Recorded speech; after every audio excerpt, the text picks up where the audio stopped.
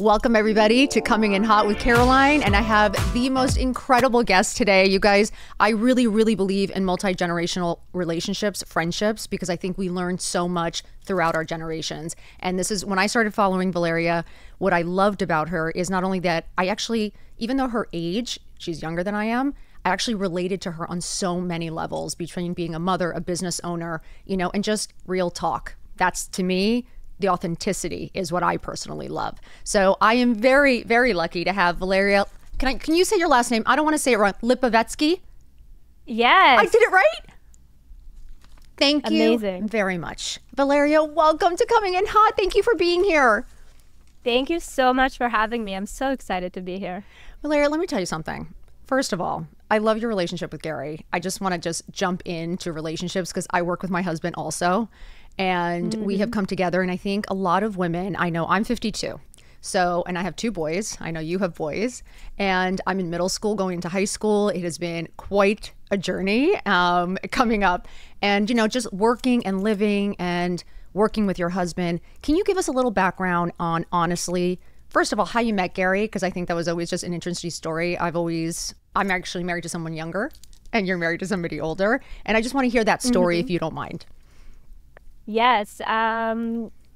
We met in such a great traditional way, honestly. We met at a Shabbat dinner. So one of my closest friends when I moved to Canada invited me over, and I met him there. It wasn't love at first sight. I actually had a boyfriend, but there was definitely something that stayed with me after meeting Gary. And then a year passed by, and we kind of talked here and there, chatted.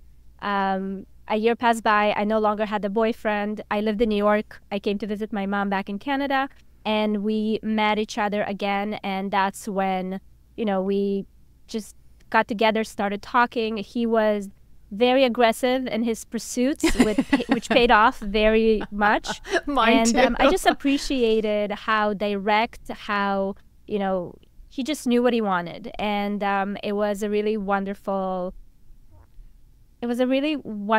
and very easy process. Yes. Which I think that a lot of people, including myself, expected it to be a lot harder, especially with the age gap. He's 18 years older than me. You know, with that comes a lot of questions and you know, did you get judgment for it? Making the right choices. Valeria, did you get a lot of judgment for it? Was it like, did people give you a hard time when you were like, he's so much older? Because I feel like there's so much judgment on women and our choices. I don't know why. We're allowed to do whatever we want, and you're a grown woman and can decide for yourself. But was it difficult, the age difference and the way people viewed it? You being a young girl coming, and you know how it is here. Everybody loves to judge. I mean, I was the trophy wife from the get-go. It was very much, you know, he was doing well for himself. He's an entrepreneur. So obviously that was like, well, of course, she's after the money. So, you know, all the basic stuff. Yeah. These are not new stories. We keep circulating them around society for ages now. Hate it, yes. But thankfully, I only listened and took advice from people that truly knew me, and honestly listened to my own gut and didn't stand in my own way. So my mother is a very important figure in my life, and we had a very frank conversation where, you know, I told her, listen, I really love him. I truly feel like this is the person for me. I would like to build a life with this man. And what do you think? And she said, there's going to be things that will rise up because the age gap, it's not that it doesn't exist, it's there. But if the foundation is strong, then you will know how to overcome those challenges, because the challenges will show up if he's younger, if he's the same age, if he's older, it doesn't matter. Agreed. It's just they look different. And you know what's so funny? My mom kind of gave me the go ahead, and I was like, okay. And you knew, because it's funny, I have a really close relationship with my mom. My dad just passed away in January, and I went and picked up my mom. I'm so sorry to hear. Thank you so much. You know, as we know, as you get older, you know, facing your parents and the loss of them is very complicated. I went immediately, picked up my mom, and she's living with me now. My 86-year-old mom is living with me, and we take care of her. And she is your mom. When I joke with you on DMs, I am not joking. I think my mom and your mom would be dangerous together out on the town. But we have the same kind of relationship, like where I've always taken care of my mom. We grew up as, you know, best friends. And it's funny, we came from my mom was always telling me, marry for money. My parents grew up coming from Cuba. They came and, you know, for my parents, it was such a struggle. They had nothing. So when they built this life, the expectation for me was marry well. And I kind of wanted to marry for love. And I think it's interesting because it's like for you, it's like the age difference. And I was like, the money isn't going to buy love. The money isn't going to buy the respect and the calm and the peace. I come from a cheating household. My dad was cheating all the time. So it's all I watched. My mom crying, depressed, and I was always trying to like help and cheer her up. I was the happy one. And I think that's just an interesting dynamic for women because I think we're always put in these situations. And I think picking a partner is so important. And I think we focus on the wrong things. And I think in picking a partner, for me, stability and kindness and positivity and feeling safe, because my dad, it always felt like my dad could walk out any minute. So for me, feeling secure in the relationship was so important. Is that how you felt with Gary? Like when you're talking to young girls now, because everybody, you know, when you're in your 20s and 30s, everyone is always talking about marriage. When are you having kids? When are you getting married? And I'm always like, stop rushing. Stop rushing to the end. It is hard to be married. I love John. We've been married 18 years. But it's not easy. It is hard. It's hard work. Like you always say, it's hard work and you can easily walk away. What is your advice for young girls looking for somebody, honestly? Because I feel like we both found good guys. Yeah, I actually, you know, as I got older and I've sat and dissected this whole idea of why I chose Gary, because like I mentioned, when I saw him, it wasn't love at first sight, but it was just like a deeper connection. And I couldn't place my finger on it. And I didn't struggle with the idea of like, well, but society and Disney movies, you know, they show us that it needs to feel this way and it needs to be this really crazy feeling like, and I didn't necessarily have that.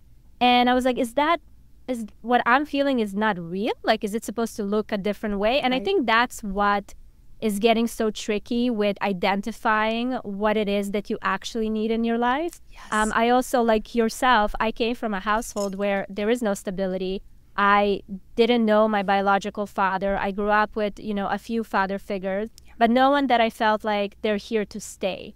When it came down to it, it was always like, well, you know, to my mom, oh, this is your daughter, right? So I always felt like I don't have a man in my life that I can depend on. Yeah. So that was definitely something that drove that connection to Gary. That idea of like, I have this deep knowing that this person will never run away. And that is so important because to your point, marriage is, you know, there's ebbs and flows, there's love, there's years of love, mad love, there's years of passion, there's years of just, you guys are just getting by, you know, with the or friendships. Sometimes we're just business partners. Exactly. Business partner, friendships. Like there's so many seasons to it, and it's not always going to feel the same, but it's the choice of sticking around and, you know, long enough to go through all these different seasons is what matters to me. And I really found it with Gary. So today when I speak to younger girls, you know, the question is, what did you lack? Like, what is your greatest fear from your childhood? Because we all have that, right? And I do believe that we choose our partners and the people that we surround ourselves with to, you know, heal those places that were neglected in our childhood. That's really all we're doing here. It really is. And it's really funny because I felt the same. I now gravitate towards really normal people like not in the industry. It's funny, my friends, because I grew up in such a, you know, my dad was the head of, you know, was president of Univision. It was like all the Spanish television. It was all, you know, he loved the limelight and the big and the this. And my mom hated it all because all the women and all that. So it's funny, I now choose, it's funny, I'm in the business, but I like the quiet. I don't like all the attention. I actually like this, I like being home and quiet. So it's really funny. I actually looked for someone that was completely opposite of my dad in the sense of, there was so much stability. John never played games. He always called when he said he was going to call. You know, I felt like I could trust him. He was so respectful to my parents and so respectful to my friends. And I feel like women have lost touch with how does someone treat you? Do they fit into your life? Not do you fit into theirs? Not are you good enough for them? Are they good enough for you? And I think women have stopped understanding that we are extremely valuable. Right? And like absolutely. And we need to pick a partner that appreciates that. Absolutely. And I think it's also, we were taught based on Even pop culture is so important to the way generation is built and how they think, especially now more than ever. I mean, with social media, the mass communication is insane. Yes. Insane. So all these ideas are planted in on our heads and getting reinforced every single day. It's very dangerous, right? We lose that touch. We lose touch with what is actually needed in our core. And I truly think that no one is asking those questions anymore because that's just not a sexy thing to ask. You know, we've normalized enjoy unhappy. the struggle. It should feel like, oh, it hurts and it's so hard, and it shouldn't. And that's something that actually was a green flag for me in my relationship with Gary, because I had all the reasons for it to be a very difficult decision to make at 20 years old to get married. Oh my God. Valeria, you know what I mean? 20. It was I had a lot of, there's a lot of things that could have stopped me from making that decision. But it felt so easy. It felt so like it just flowed. And when I really sat down with myself and, you know, trying to come up with reasons why, I just like, Valeria, there's no need to complicate this. It just feels easy. I always say the word easy because I was like, we love the roller coaster. We think that those feelings are excitement and passion, and actually it's usually anxiety and like there is something telling you. I always think it's your gut instinct, because with John, I have never felt more calm. I never was once anxious. I've never looked at his phone. I never wondered where he is. I have never doubted him 1 second. It's like the one person that I'm like, I never worry where he is and what he's doing. And I think having that, because I think women forget, you can marry for money here. There's no judgment. Do whatever you need to do. But just know that if that walks away, what are you left with? And I think for me, and I think this is you too, because I know motherhood, you know, during COVID, I know you wanted to start something and I started at the exact same time. COVID for me, I was feeling very isolated as a mom. I always wanted to be a mom, but I was an older mom. I had kids at 38 and 40. I have a 12 and 14-year-old at 52. So I'm in it. I love that. Such a different experience. Complete. I mean, I literally had kids I was 40 years old and pregnant. That's all you need to know. So it was a very different experience. Then I went into perimenopause. So I went through a very different experience than having kids younger. But I just think what's interesting about it for me, I felt very lonely. I felt very isolated. It wasn't what I thought it was going to be. I always wanted kids. I wanted to have marriage. I wanted a family because my family was very broken, to be honest. And all I wanted was a traditional family that sat at dinner together, that actually hung out together, that actually laughed together, that actually had fun together. My house was never fun. There was never laughing. It was a lot of yelling, a lot of crying, a lot of screaming, and it was very unstable. So for me, I was like, I really want stability and having a happy home. With that, though, I didn't realize the boredom that could come. I didn't realize the monotony that could come.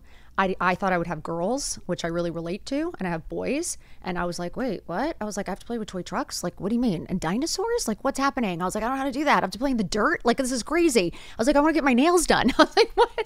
So it was, right? And I started to get into this mind of forgetting about myself, forgetting about my own needs, and feeling just more and more lost. And I think a lot of moms feel that way. And I one day was like, okay, I need something of my own. And I feel like you did too. And I feel like that's when you kind of started, I am a mom, but I'm also a person with a brain who's capable. And you are a hard worker, right? You've always hustled. You're a model. What was that decision, Valeria? Can you talk to us? Because I think there's so many moms. I have DMs all day, every day. How did you do it? How do you start? I have no idea what I'm doing. I have no idea how to get started. And I'm like, babe, you are so smart and capable. You just ran a household. You're raising children and you're married. You're very smart and you're very capable. The fact that moms think they're not capable and you're running an entire household and people's lives is insane to me. We're the most capable of all. What is your advice of what made you get started? What were you feeling? And can you give some advice on getting started? Yeah, I think that when I started, it was before COVID. When I decided I'm going to do social media, I started because I got my nutrition certificate and I was like, okay, I want to share this information. So I started on YouTube and I started doing videos of recipes. I didn't look at it as like, oh, this is something that will become something, because back then it was 2017, 18. I wasn't as familiar with the creator economy. There wasn't an economy. We're just people dancing online. Literally. So actually back then it was more like cat videos, right? So it was a completely different landscape. Yeah. And I just, for me, what pushed me forward to continue exploring that is exactly what you mentioned, that idea of there must be something more. There must be some other kind of challenge that can grow, that I can grow in a different capacity. Yeah. Because I had two small little kids back then. It was Jake and Ben. I had my husband that was going to work, and I felt like I needed to prove something to myself. Me too. That was really the initial start for me with this journey.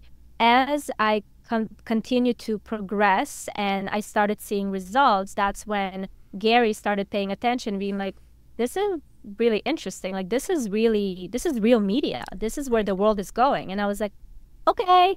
And, thankfully, he was beside me as the visionary. We're like saying, this is where it's going to go. I think that you should double down on that. So Right.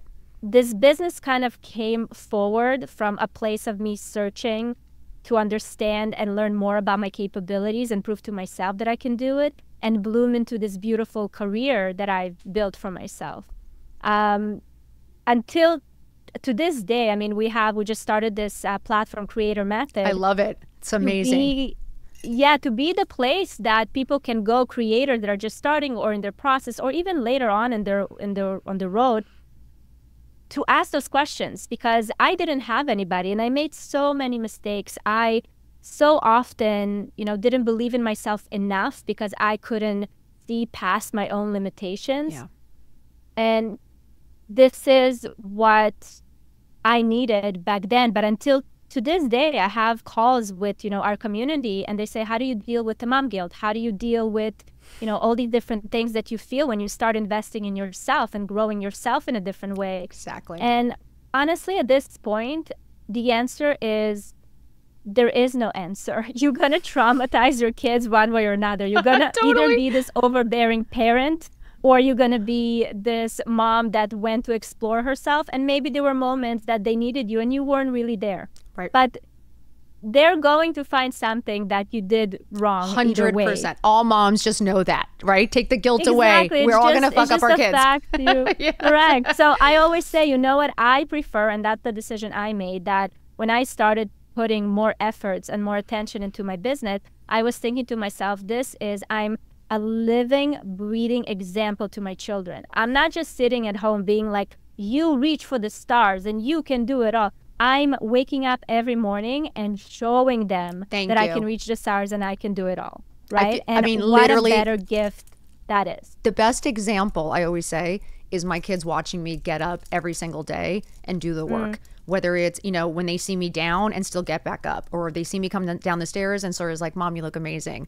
Or I got mom guilt from a teacher saying, oh, you haven't been here in so long. We never see you anymore. And I was like, well, I'm working. And my son goes, she's actually killing it and she's doing really well. We're really proud of her. And I was like, I have goosebumps. I could cry. I could cry because I didn't grow up watching that. And watching my son not only watch my husband support me, now he works for me. He lost his job. They were all let go he's in tech. They were let go suddenly overnight.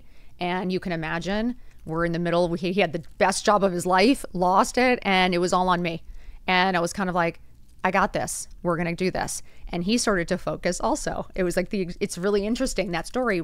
We came together and both our powers came together. Things took off. And I think that's what's really interesting with women is, I think a lot of people don't talk to their partners enough. A lot of people don't realize that it's a team effort. It is teamwork.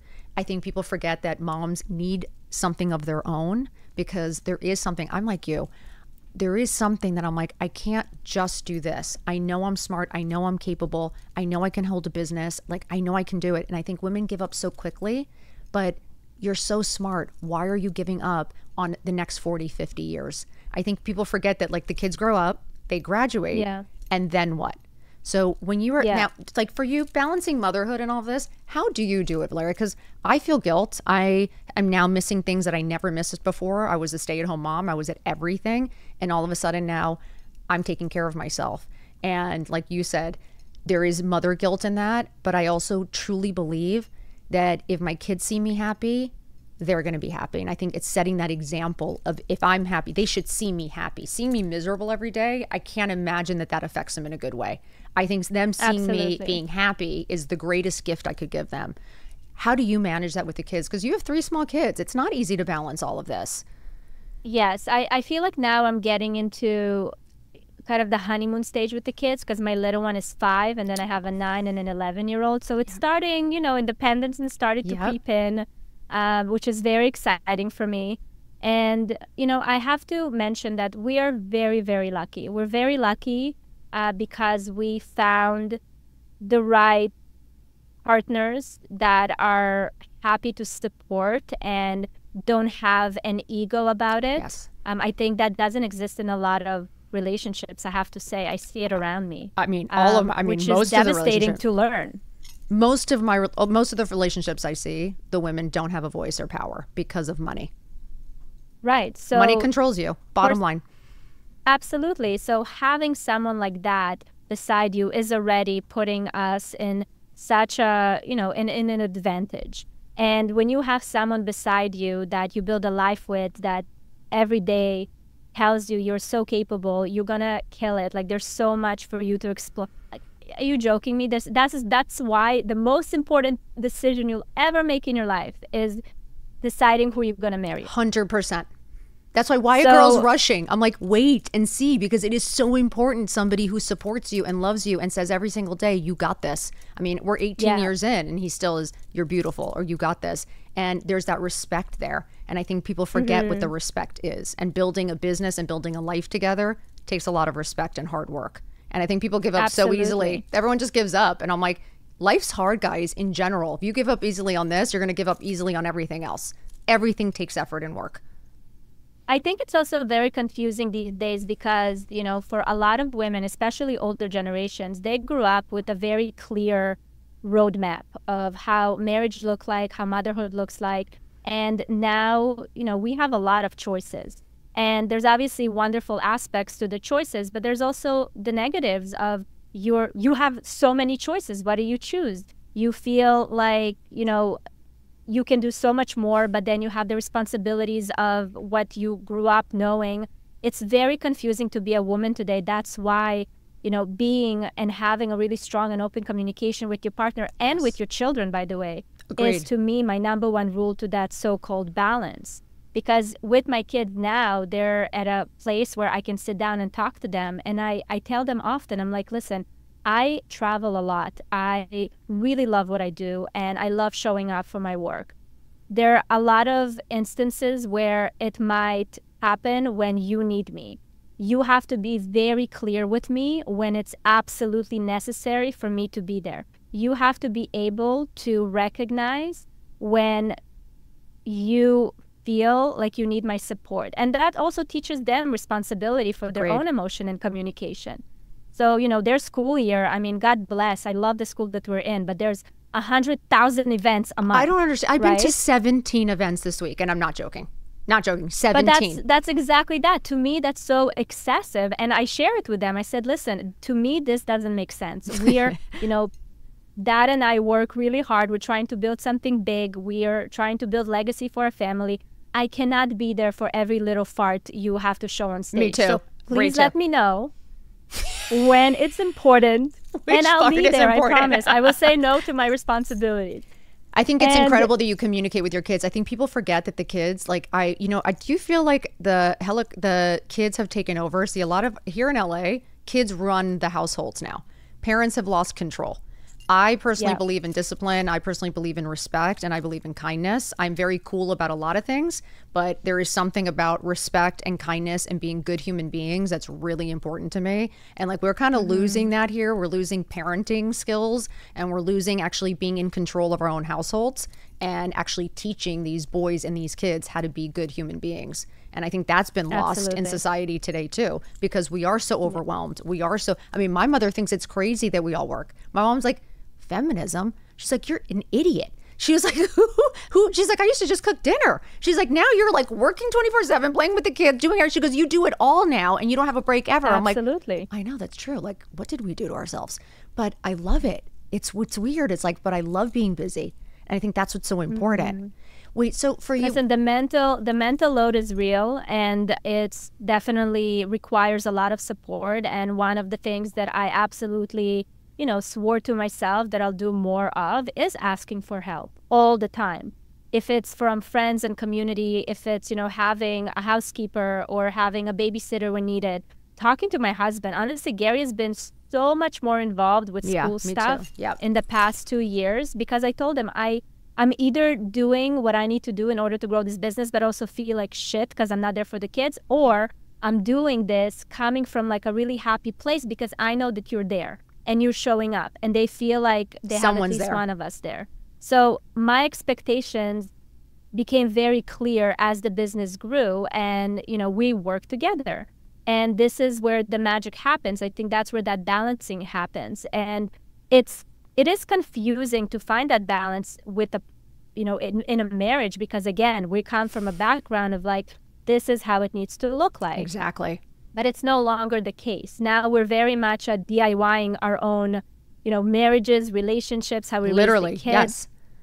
And I love it kind of just because I like that I have 2 kids who are so different, and it's been very hard. It's been very challenging, especially when you're working and you are missing things and you see that one is struggling, one is, killing it, and it breaks your heart, and it's so hard as a mom. And you also, feel selfish because you want to be there and coddle him and take care of that. But you also need to take care of yourself. And I think him seeing me be resilient and me putting my oxygen mask on first every day is the most important thing. And I think it shows him that even when things are hard, you can still find your happy, and you can still get up, and you can still, and so, he's now president of the student body. So he went from like not wanting to go to school one single day to literally working every day at getting his confidence up. And now he's the president of the school. So it just goes to show you that our kids are just like us. We all just need a little love, a little support, a little respect, and, a constant reminder that we can. And I think that's what's so important.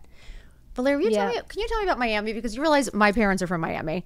I go to Miami all the time. I lived in Miami shooting a Spanish soap opera. I have so many friends in Miami. We absolutely love it. My parents live there. We had a house there our whole lives. What was that move for you? What was it like moving the kids? What has been that experience for you? Tell us just a little bit about the life story that led you there. Yeah, honestly, we've been visiting ever since I moved to Canada. We've been doing kind of the snowbirding in Miami, which is very known with Canadians. And I have to be honest, I never really loved Miami. To me, Miami was you come, you party, you shop, everything in excess, and then you go back home and, work until the next time. Right. So I had a very different idea of Miami. But during COVID, I started feeling that I need a really big change in my life. I started feeling like the energy of, the country I was living in is not really matching with what I'm feeling. And it sounds silly, but the vibrations, it just like completely. Everything was just so difficult to get through. Anything. And when we came to Miami, we initially we rented a house, came for 1 month because it was like a closure number 500 in Toronto because of COVID. Oh my God. And I just got sick of it. I saw the kids regressing. I couldn't continue working. I was just fed up with it. So I said, okay, let's come to Miami. We'll do a month here, put the kids in camp, and then we'll see how it is and go back. And honestly, 2 weeks in, we were just looking at each other being like, why are we going back? Really? What's there? It's amazing. And the kids loved it? The kids were small enough where it was a change and they were a little sad, but it was also an adventure. And that's also how we felt about it. So I wasn't the mom walking around being like, how are you gonna manage? Are you gonna miss your friends? Like, I wasn't doing that. It was just more like new places, new people, new language, like, it's Spanish, exciting because that's everyone speaks that's Spanish. The language. Yeah, I fit in just well right there. Oh, I'm sure. I'm so jealous. I need to work on my Spanish. I'll teach you Spanish. I very much brought it like that, right? And they integrated, they got excited, and I feel so at home here. You do. I grew up in Israel, so the Beautiful. energy in Israel is very similar to the energy of the people here because of the South American culture. 100%. And it's the warmth, it's the openness, it's the honesty. Yes. Like, I love that people can express themselves, 100%. And I that think it's just so sold true. I me. mean, all my best friends. And then I said, my best friends and know then, what Tishby. I mean, my best friends are Israeli. I mean, I went to Israel for oh my Noah's God. wedding. I got to spend the most incredible, I mean, it's the most incredible place, most beautiful. And I do agree. It's very much the Latin culture, how we are. It's all family. We take care of Yes. ourselves. We take care of our people. And it was an incredible experience. Because you lived in Israel right? Didn't you grow up in Israel? I grew up in Israel. I was born in Russia and I moved to Israel when I was 2 years old, and I was there until I was 20 and then Wow. no 19, and then I moved to Canada. So I grew up in Israel. Oh, you did. Do you go back? You do. Last time I was there was like 3 years ago, I would say. Okay. I'm definitely overdue. Very excited to bring the kids there. Yes. We're going to have our first bar mitzvah. Jake is going to be 13 so in a year and a half. exciting. So Oh my I'm God. kind of planning. Are you going to do I it know, there? It's very exciting. That is so exciting. Can you tell us a little bit, Valeria, just honestly, with the social media, what has been the hardest part for you? What has been the most challenging between Instagram? Have you had any of the negativity, the bullying, I think we all experience, right? The bullshit. Let's just be honest, the bullshit of it all. Because we're all business women, but we deal with a lot of bullshit when it comes to, social media and things. What has been the most difficult thing for you dealing with the social media aspect, and what has been some of the best things? I think that the most challenging thing was to take ownership of my emotions. When I started looking at people as a mirror to myself, it was a lot of hard work, because the easiest thing is look at a really nasty comment and be like, that person made me feel this way and it's so gross and I'm so hurt, where it strips away your power. And that was very frustrating to me. Yeah. So I had to learn, and it took me a few years to relearn the way I look at communication, this mass communication online. And that, by the way, pertains to negative and positive comments, right? Yep. Just being able to let it reflect back on me and see where it pulls a certain nerve, where it takes away from me, and what I need to work on in order to truly become like more in my power. Right. So that was a very challenging thing. A lot of self-awareness work, a lot of honesty, radical honesty with myself. Yeah. And that took me a long time. But that was also the positive thing, right? Like, Right. I started social media because I was so scared of judgment. I was like a gray mouse. Growing up, it was like a thing, Valeria's always nowhere to be seen. You don't hear her, because I was always so scared of not measuring up to this idea I've had for myself. Right. And with social media, when I started going in that direction and putting myself out there, it was very much of like me recognizing at 26 that I can't continue to exist in that way. I can't continue to exist in such a like diluted version of myself to avoid other people's opinions and what they think of me. Exactly. That's just so living small. And I Like invisible, didn't grow right? up seeing people living small. My mom lived big. She still lives big. She's Love her. chaotic as hell, but she lives big.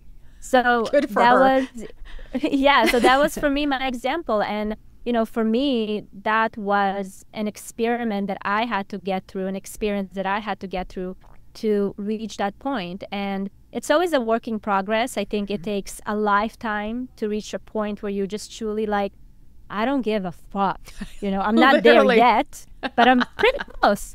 I'm pretty close. I'll be honest with you. I'm post-menopause. You really stop giving a fuck once you've had all those hot flashes. You're like, I'm done. You just do So not care. excited. I'm telling you, you don't care anymore. I always say people fear the 50s, and I don't think I've ever felt stronger, smarter, more capable than I do now. And I think that's what's funny. I think people fear aging, and it actually only gets better because you're not starting from scratch. You're starting from experience, and you actually don't give a fuck. And you actually know that nothing matters. Like all that bullshit you cared about just doesn't. I'm always like, the Chanel bag doesn't matter, guys. I can promise you that. The guy who shows up and picks up your mom and packs her up when she's hysterically crying and brings her home to live with you, that's the guy. You know what I mean? Like John might have not been able to buy me the Chanel bag, but he was the first person who said, I'm going to get your mom and she's moving in with us, and has never complained one day. So powerful. So it's so powerful. Caroline, you show up. You know what? I'm so grateful for social media. because it led me to find people like you. And I'm sure so many people feel this way. When you show up on my feed every day and in a very unapologetic, in a fun, in mixed emotions and being okay with it, like you can feel like shit and still show up. Like that's the biggest message, because we've been so, with social media and showing kind of the highlight reel of everyone's life, the complexity of emotions has been so like glossed over. And I think that it makes people more disconnected from themselves, because when they do feel this, ups and downs, they're like, something's wrong with me. So when you see people like you show up, show the range of emotions and still doing their thing, I mean, how beautiful is that? That's literally what social media is all about. Well, and it should be inspiring. That's why, like, when I see you and I see you getting dressed and I see you up, and it's like just giving that inspiration that if I can, you can. And I think I always want to remind women that I started at 47. I started working, like I was a stay-at-home mom. Literally, I had kids at 32 and I started at 47, my business. And I'm here now. So to say that you can't do something or that you can't is absolutely ridiculous. And I'm literally like, if I have to come on every single day and remind women, especially young girls, how important it is to have a voice and to have power and to own your power, know how to make money. The greatest advice I've ever given to anyone was make your own money. Money controls you. And there is something about, like what you said, owning that power. You have a different voice. I know when I talk to John, me having my own money, I speak differently than when I didn't. Absolutely. You know what I mean? Like there's a power shift. And I just think I want women to always feel powerful. And I think that's, to me feeling confident and me looking in the mirror and liking what I see, that's what makes me feel powerful. And I think that's why, to me, it's just like working on that every day. Are there habits that you do every day? Do you have happy tools? Like I always talk about my happy tools. Like I love gratitude. I love movement, working out, getting dressed for me is medicine. I love looking good. I love putting my makeup and jewels on. It just makes me happy. Are there things that you, every single day, no matter what, it's like if you're having the hardest day, it's how you find your happy in the hard. What are your happy tools? I put myself on this regiment because it was in the height of, which is still happening, by the way, of these like morning routines. Yeah. And I was like, okay, I'm going to get up. I'm going to do this. I'm going to write in my journal. I'm going to meditate. And at some point I kind of stopped and I was like, this is literally performative shit that I'm doing right now. I am not getting any benefit out of it. I'm just going through the motion. Right. Who am I kidding? Right. So it took a bit of a stepping back to find my own rhythm. And I no longer, I'm also a Virgo, so I'm just like, I need rigidity. I'm like, okay, there's rules, there's steps to follow. I'm Capricorn. And there you go. I really had to step back and be like, no, you just pay attention to how you move. Pay attention to what makes you feel good. It's that cup of coffee in the morning. It's that little time by myself when I do put my makeup and get ready. It's small, simple things that I don't need to go the extra mile to do. This is not about discipline. It's about like existing, just be, you know? And when I wake up in the morning, that's what I'm trying to do. It's more just the intention of being without rushing and doing all these things. And some days are better than others. Some days I wake up and I grab my phone and I get sucked into, the black chaos hole of the world. The black hole. Right. But other mornings I wake up and I was like, this is a great, just like even the conversation I'm having with myself is also one of the things that I cherish so much. My inner voice is a really big thing that I've been working on in the past couple of years. So it's not the acts of doing anything, it's the conversations I'm having here. Interesting. I wake up in the morning, I'm like, another beautiful day. I feel good. I'm a bit sick today, but like, I'll get better tomorrow. I'm able to show up. I'm able to have this amazing conversation. My kids are at home enjoying their, time doing nothing. Right. Like, it's amazing. So even these like small little conversations throughout the day, I pay attention to those because those become thoughts and habits, And I love that you said that. And I'm so glad you brought that up because I literally said the other day, I was like, I wake up every morning and I literally say to myself, let's have a killer day. Because I was like, it's not just have a good day. Not have a great day. Let's have a fucking, I'll go delusional motivation first. And then I can just go from there because I'm like, I want to find that sustainable happiness. not the happiness that exactly what you said. I loved, I'm sorry, there was a story you did the other day, or was a reel that you talked about keeping it simple this summer. Like, I don't want to make any plans. Like, I am so overwhelmed with the planning. A piece of our trip has been Italy, is this fell apart. I'm so stressed. And I'm like, when did we stop just having fun at home? When did we stop using our homes and our pools and our backyards? Didn't we spend money on this house to actually enjoy it and not be stressed out of our minds? I'm like, this is crazy what we've like created with ourselves. And I'm like, I think people forget that simplicity sometimes, and the way that you speak to yourself. And every single morning I'm like, I choose happy. That's what I say to myself. Choose happy no matter what. And let's have a fucking killer day. We got this. And whatever else happens. And if you land a little bit under that, you're still a great or good huge accomplishment. Right. I'm like, from delusional, great is like still good. You know what I mean? So I'm like, you got to keep it going. But will you tell us a little bit before we have to go? Because I know you've got time. I could talk to you all day, because personally, I love what you stand for. I love your integrity. I love watching your family, because I think it's very much like my own. I really, I cherish my boys. I cherish my family time, but I really respect my work and my community and the work that I'm doing with women. There is nothing more empowering me than to seeing a woman start a business and succeed, or to see a woman just say, I got dressed today and you're right. Like, I do feel better. Or a husband writing to me saying, you brought my wife back to life. Like, she was dead inside. And I could cry, because I think we've normalized unhappiness. Valeria, you said it. We've normalized unhappiness. We've normalized like hating our husbands, hating our kids, hating our lives. Yeah. And I'm like, how about, because you sound crazy when you're like, oh, I love my husband. They're like, ew, like nobody loves their husband. And I'm like, when did we stop loving our lives and the people around us? And I was like, we got to bring happy back. We got to bring positivity back, working hard back. Everyone's like delusional and thinks that everyone's entitled now and thinks everything's supposed to be handed to you. We've lost hard work, respect, work ethic. And I think we have to bring it back. And that's why when I love watching you, because you show that every day. You show up every day. You're working your ass off. You have 3 kids at home. There's no excuses. Like, for me, all I can't is just an excuse. And it's just laziness. I hate to say it. I don't want to be rude. But to me, I'm always like, I'm not going to dim my light to make you comfortable in your darkness. Because I think, absolutely, you know what I mean? I'm not going to stop shining. And I think a lot of women stop shining when they get married and they have kids. Like you said, I think a lot of women become kind of invisible. And I want to make you visible again. So I think and I think that's what you do too. When you show up and you're in that closet getting dressed, it's like, yes, you can. I've got 3 kids too. I'm working too. I got my workout in. You have to get up earlier sometimes. Like, it isn't easy, but you can find your happy in the hard, and you can. That's what's incredible to me. It's such a short life, and we only get to do it once in our bodies and who we are right now. And it's so silly to let all these external things that go through your mind or, around you to stop you from truly taking advantage of every single day. 100%. It's a blessing. Honestly. It is. And I want to ask you one last thing about Creator Method, because I just think it's I love what you're doing. And, I think it's incredible for creators, because I think social media, right, is the biggest industry business. I think it's only getting bigger, stronger, a lot of different legs and angles, as we know, like Meta. It's insane. It's so interesting. And why was Creator Method even created? How do people find it? How do people join it? Can you tell us a little bit about that? Because I know that's your new project.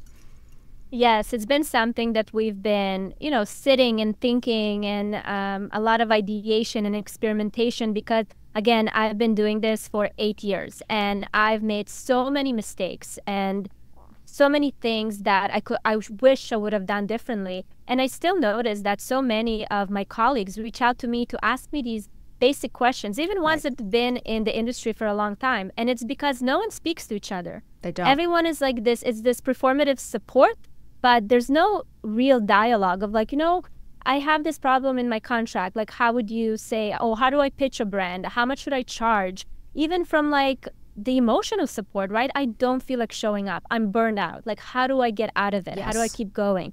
Because in this industry, consistency is the number one thing, right? You have to continue to show up.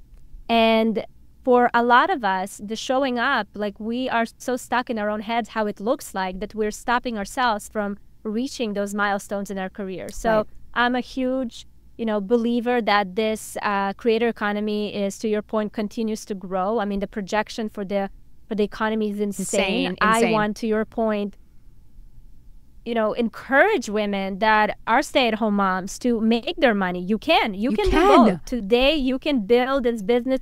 It doesn't necessarily have to be this 24/7 and, you make 15 million a year. It can be an amazing little side hustle where you can make your 200,000, 500,000.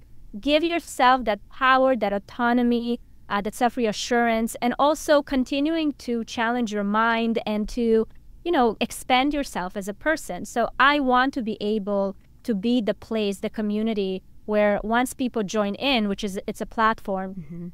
Once you join in, you have all the, we did modules. We really brought my whole team. I have about 15 people working for me. We brought everyone in. Everyone literally just sped up all the information, all the lessons we've learned throughout all these years. So no gatekeeping. You were like, this is how we did it. No gatekeeping. Because everyone gatekeeps. You know that. No one tells you what they make. No one wants to tell you what their contracts. Everyone's in secret. Women don't talk about finances. Everyone's scared to say. And I'm like, why do you care? I'm like, I tell everything. I'll help anyone. I tell all my secrets. And I'm like, that's the problem. Women think they're competing, but we're supposed to be collaborating. I'm not understanding. Exactly. And that's where, to me, it was so important to, make that space, and also to teach other creators not to be taken advantage of, because, you're dealing with companies, big people that come to you, and because you don't know, they take advantage of it. And I think 100%. That at this point, with the size of this economy, it's time to regulate things. It's time for creators to know what to ask and how to ask it. It's learning these entrepreneurial tools to help you grow what it is that you want to grow. And so we have our platform of education, but then we also have our meetings on a weekly basis. Wow. Everyone come together. We talk about challenges. It's been really beautiful to see all these people come together and help each other out, because now it's becoming bigger than just us and my team sharing our information. It's becoming a community of women, mostly women, that are talking to each other and helping each other. And it's beautiful to see. So hopefully that will truly make women feel supported, and being able to push them a little, to show up in their full self and make money while doing it. I love that. Just that empowerment you feel. Valeria, what gets you, last question, I just want to know, what gets you up and dressed every day? What is your get up and get dressed? For me, I have my little routine. What makes you feel your best? Are you somebody who likes to be dressed up? Do you like putting your jewels on? What is your take on getting up and getting dressed? For me, it's just, I don't know what it's going to be like and what I'm feeling until I walk into my closet. And I think that when I walk into my closet, it's the sacred space for me, where I'm just like, what do I want to be today? What are we doing today? What is the day going to bring forward? And based on those questions, I pull pieces, and I'm just like, okay, today we're giving color. Today we are upbeat, or today we're just very neutral, and we're going to be in our feelings. Does it make you? Does it change how you feel though? Does it change how you feel when you get dressed? Oh my God, absolutely. Truthfully, because I feel like people are always like, oh, I have to get dressed, and I'm like, I truly think there is something about getting dressed and looking in the mirror and looking good that signals something in your brain. Do you agree or not? There's actually studies about the color psychology, right? The way you get dressed, how you get dressed. It's a known and available to everyone way to truly uplift from wherever you find yourself at. See, I told you, this is why we get up and get dressed every day. Ladies, this is why. Valeria, thank you for being here. Honestly, I love following you. I love everything you stand for. I really hope I get to meet you when you come to LA and give you a big hug. And when I come to Miami, I'm coming to see you and hug you. I want you to do a family trip to Miami so we can all get together. I'm coming. We're coming with the boys. I am dying to come hang out. And you guys, check out Valeria. You guys, she's amazing to follow. Her podcast, Not Alone. First of all, really quick, how are you loving the podcast field and doing the podcast? Has it been amazing for you? What have I'm starting out too. How have you found it? I found it to be very challenging in the best way possible, because it really pushes me to find different ways to explore my voice and how to show up. And it's challenging, but that's what, to your point, that's what gets me up in the morning. I'm like, okay, there's more things to conquer. Yeah. You know, I don't like to feel too comfortable. That's Like when the I know hustle, that I'm doing right? something wrong. Right. Like the hustle, right? It's like that little bit of anxiety that you wake up with that you're like, I'm ready. What are we doing? I love that feeling. So you guys, she has Not Alone podcast. You guys have to listen. She has incredible guests on. Her Instagram is amazing. You have the best videos. You are so much fun, incredible family. And I'm just so happy you guys check out Creator Method. If you are interested in being a creator, this is how you guys, very few people tell you the truth. That's the truth. I mean, that's the reality. So to have a platform that you can go to get some help, I think is incredible. And I just love everything you're doing. And I really appreciate you being here. And thank you for always supporting women and lifting women up, and all of your positivity. I think it's needed in this world more than ever. So thank you so much for being here, Valeria. And I can't wait to meet you one day. Thank you so much. I can't wait. Thank you, Caroline. Thank you, awesome. honey. Guys, next week, we're going to be coming in hot with another episode. Can't wait to see you. Thank you for listening. Follow, subscribe, like, leave a review, and we love you. Take care. Have the best week. Mwah.